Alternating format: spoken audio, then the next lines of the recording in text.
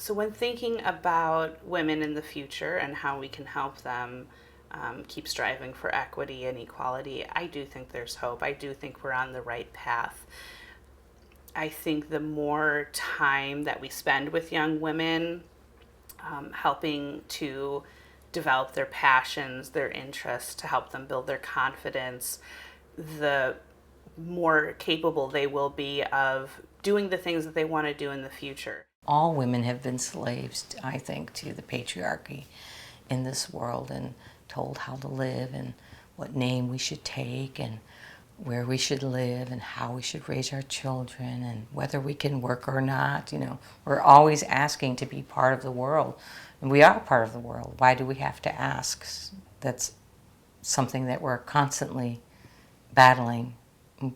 We shouldn't have to. I think empowering other women, I might use my mom as an example. She needs a little bit more reassurance. I love my mom so much, and she's so strong in many ways, but life has definitely hurt her quite a few times, so she can sometimes be a little bit insecure. And I think in that, just reassuring her helps her a lot, letting her know that she is strong, and that she is very capable. It does so much more for her than trying to work on it herself, trying to see it herself.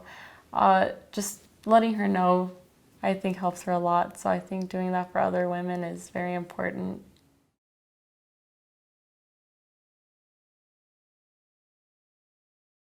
What do you hope for the future for women and girls?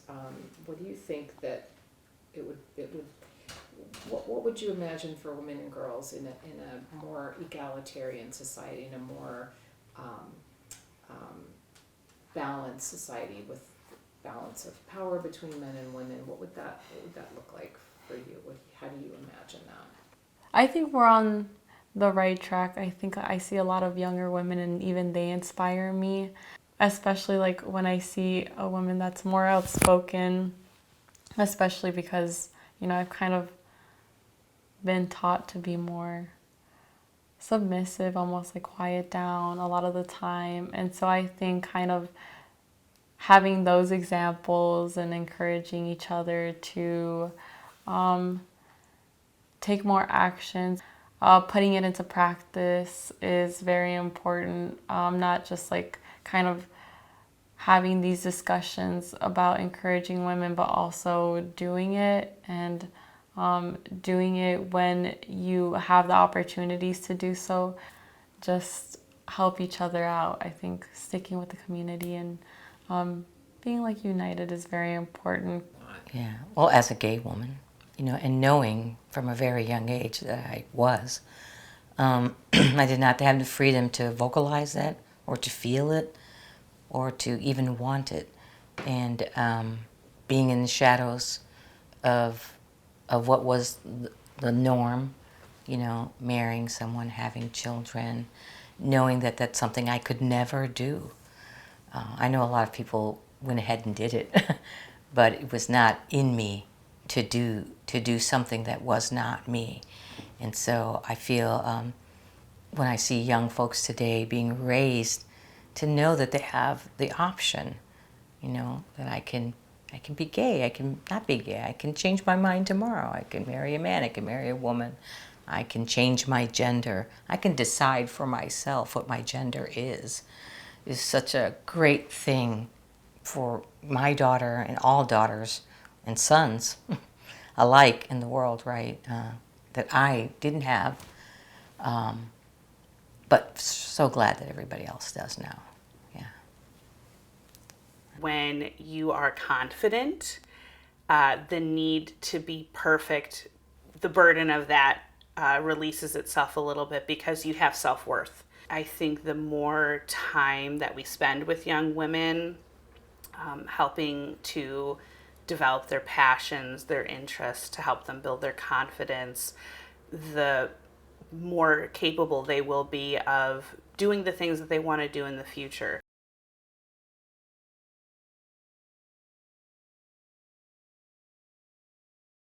My grandmother Lois and my mother Sheila, both really bright, smart, intelligent women, and they were lovers of learning and perpetual students. What I think I've taken away from the women in my life is to keep learning, keep searching for knowledge, keep being a free thinker. My grandmother and my mother absolutely took on their sense of liberty, but I think they worked very hard for it. That it was not something that they felt like was given to them. Whereas maybe I feel like these opportunities are actually almost there and I just have to take them up. I feel like my mother and my grandmother had to really struggle and had a lot of adverse experiences. My grandmother received her PhD at 72, so she took her whole life to gain all of the things that she wanted to gain. And the same with my mother. I think her experience was of trauma and abandonment, but she in many ways overcame those things, but they were also things that she carried with her her whole life.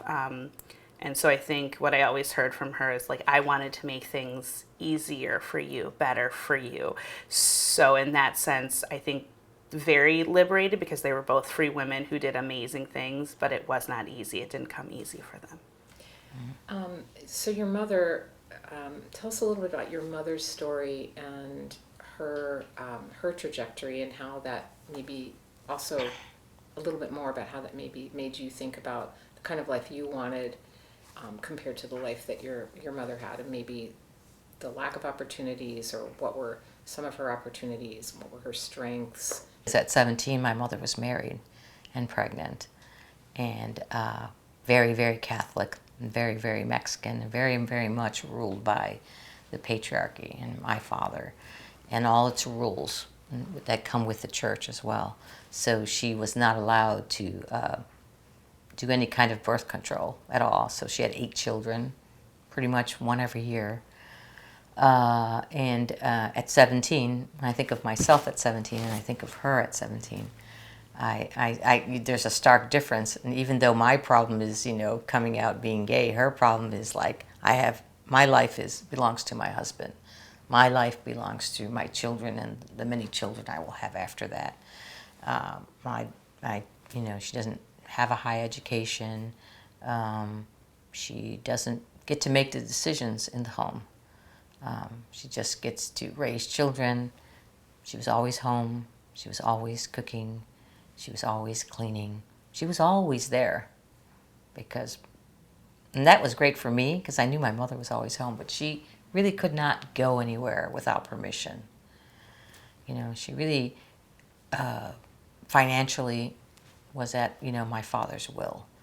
Like, you get what I give you, or children get what I decide, And my own education and my own living at home with 5 brothers was really a test for me, and how to be strong and outlast this patriarchy within my own sort of little world, right? Because of course they were raised to be like him. My mom, she didn't really have the opportunity to study and focus on school the way I did. She began studying, but she never really finished. She didn't have enough money, so she had to work so that she could make her own money. She fell in love with my dad. She had us, and then after that, she just solely focused on working and taking care of us.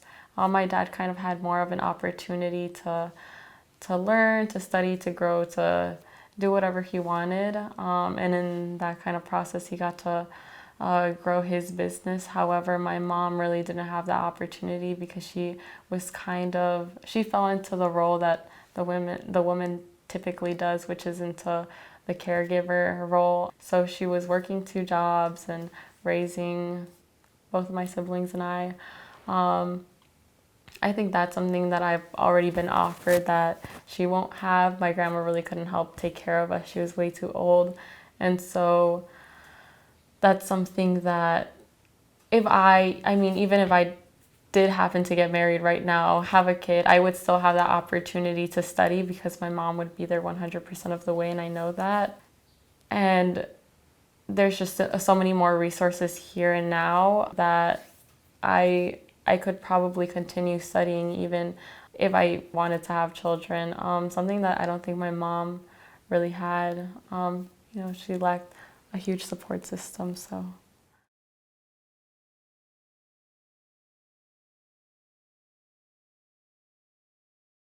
What does liberty mean to you? What does it mean? What would it mean to you to have liberty in your life? What would that look like? Liberty for me is just kind of feeling free to be able to express myself, which is something that I've been granted a lot coming to the United States, being in the United States. I think I have a lot more freedom to kind of express who I am, what I want to be, definitely more opportunity, thanks to, I think, especially the women in my life, more importantly than anything, my mom. She has granted me a lot of the liberty that I have. The way I would define it is freedom of expression and freedom of feeling, even, just because in certain situations you're not allowed to feel certain things. And I think that's something that's very important, just because emotions are, in my opinion, kind of what rules everything. So I feel like sometimes I take it for granted, if I'm honest. But what I do try to do, and I'll tie it back to my education, is that I really want to be a free thinker. And so I think one of the ways that I do take advantage is that I am a perpetual student, and that with what I learn, I try to engage others, engage my community, engage myself in challenging the status quo.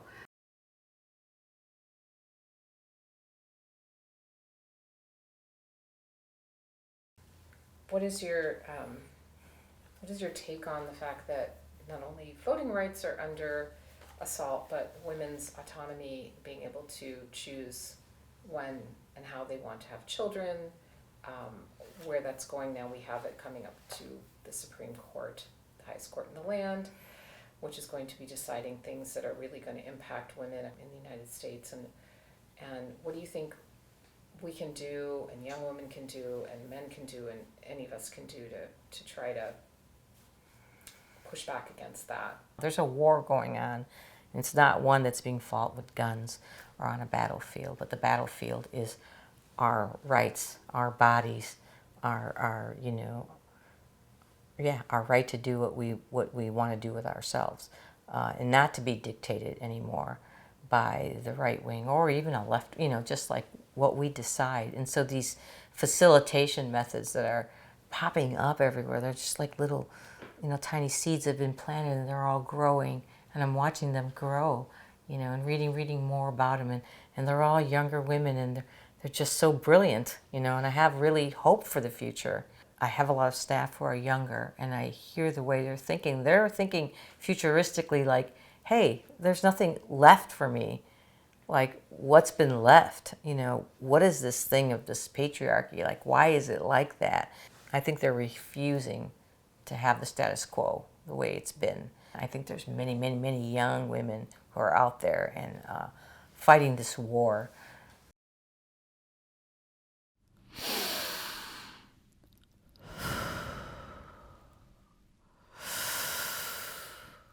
Liberty,